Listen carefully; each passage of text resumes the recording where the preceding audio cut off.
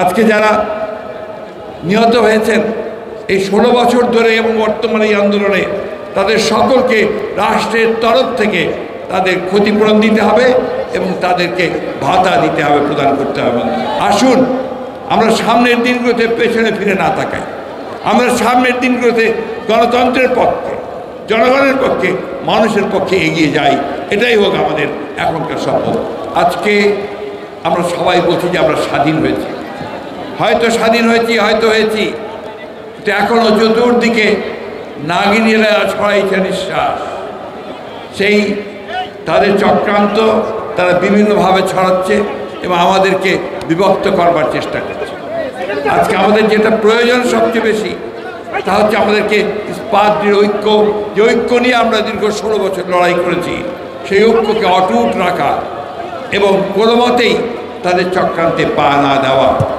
আমি বিএনপির নেতা কর্মী ভাইদেরকে আমার আন্তরিক ধন্যবাদ জানাই যে তারা শত প্রলোভনের মধ্য দিয়ে, উস্কানির মধ্য দিয়ে তারা শান্ত থেকেছেন এবং তারা এই দেশকে রক্ষা করবার জন্য তারা কাজ করে যাচ্ছে।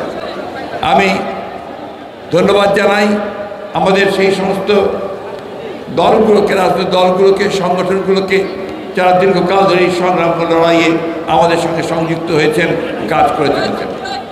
আজকে একটা সংগ্রামের মধ্য দিয়ে, আত্মত্যাগের মধ্য দিয়ে আমরা একটা অন্তর্বর্তীকালীন সরকার পেয়েছি। এই অন্তর্বর্তীকালীন সরকারের কাছে জনগণের প্রত্যাশা আকাশচুম্বী। জনগণ মনে করে যে এই প্রত্যাশা করে যে এই সরকার তাদের এমন একটা গণতান্ত্রিক ব্যবস্থা, একটা লেভেল প্লেইং ফিল্ড তৈরি করে দেবে, গণতন্ত্রের প্রতিষ্ঠানগুলোকে আবার তারা সংস্কার করে এমন একটা জায়গায় আনবে যেখানে সত্যিকার অর্থেই একটা অর্থবহ নির্বাচনের মধ্য দিয়ে, নিরপেক্ষ নির্বাচনের মধ্য দিয়ে আমরা একটা গণতান্ত্রিক রাষ্ট্র, গণতান্ত্রিক সমাজ প্রতিষ্ঠা করতে পারি।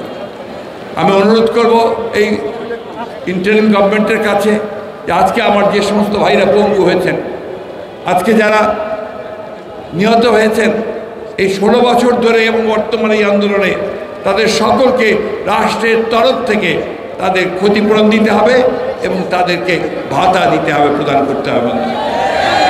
এটা অত্যন্ত জরুরি ব্যাপার। শুধু এইখানে বসে কথা বলে আমরা অনুষ্ঠান করলেই হবে না, এই বিষয়গুলো অত্যন্ত জোরে তুলে ধরতে হবে, সরকারকে বলতে হবে যে এটা করতে হবে।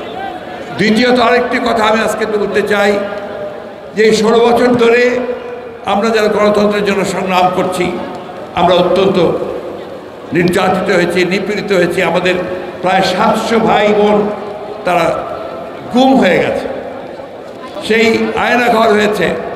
আমাদের মায়ের ডাকে ছেলেমেয়েরা এখনও কেঁদে বেড়াচ্ছে, ছোট্ট শিশুটি এখনও তার বাবাকে খুঁজছে।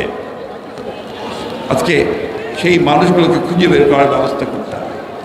আমাদের যে অসংখ্য মামলা হয়েছে আমাদের নেতা কর্মীদের বিরুদ্ধে, 1,45,000 মামলা, 60 লক্ষ মানুষের বিরুদ্ধে মামলা এই কয়েক বছরে, এই 17 বছরে। এই সমস্ত মামলাগুলোকে প্রত্যাহার করতে হবে অবিলম্বে, অতি দ্রুত। বন্ধুগণ, আমরা আজকের আন্তর্জাতিক দিবসে এই অঙ্গীকার জাতির সামনে করতে চাই যে আমরা বাংলাদেশকে সত্যিকার অর্থেই একটা গণতান্ত্রিক রাষ্ট্রে প্রতিষ্ঠিত করবার জন্য, সমস্ত প্রতিষ্ঠানগুলোকে শক্তিশালী করবার জন্য আমরা সবাই কাঁধে কাঁধ মিলিয়ে কাজ করব, কাজ করেছি, অতীতে এখনও কাজ করব। তবে আমাদের একটাই শুধুমাত্র সতর্ক থাকতে হবে, চক্রান্তের মধ্য দিয়ে আমাদেরকে কেউ যেন আপনার বিপথে নিয়ে যেতে না পারে, আমরা যেন কোনো মতেই সেই লক্ষ্য পথ না হারাই। গতকাল গোপালগঞ্জে আমাদের স্বেচ্ছাসেবক দলের সভাপতি জিলানির উপর আক্রমণ করা হয়েছে, তার স্ত্রীকে আক্রমণ করা হয়েছে। আমি নিজে গিয়ে দেখে এসেছি। একজন নেতা শহীদ হয়েছে। বন্ধুগণ, পরিষ্কার বোঝা যাচ্ছে যে তারা এখনও আবার হায়নার মতো লুকিয়ে আছে, যে কোনো সময় তারা আক্রমণ করবে। সেই আক্রমণকে আমাদের প্রতিহত করতে হবে, আমাদেরকে গণতন্ত্রকে প্রতিষ্ঠা করতে হবে। বন্ধুগণ, আমি বক্তব্য বাড়াবো না। আমি ধন্যবাদ জানাতে চাই যে এই প্রতিকূল প্রাকৃতিক পরিবেশের মধ্যেই, এত বৃষ্টির মধ্যেও আমাদের আয়োজকরা, আপনারা শিল্পীরা এখানে পারফর্ম করেছেন, আপনারা শুনেছেন। আমি আমাদের দলের পক্ষ থেকে, দেশনেত্রী বেগম খাদিজার পক্ষ থেকে, আমাদের ভারপ্রাপ্ত চেয়ারম্যান জনাব তারেক রহমানের পক্ষ থেকে আপনাদেরকে অশেষ অভিনন্দন জানাচ্ছি, ধন্যবাদ জানাচ্ছি, কৃতজ্ঞতা জানাচ্ছি।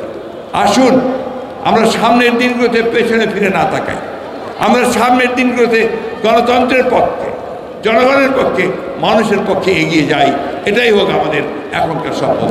ধন্যবাদ সকলকে। আসসালামু আলাইকুম।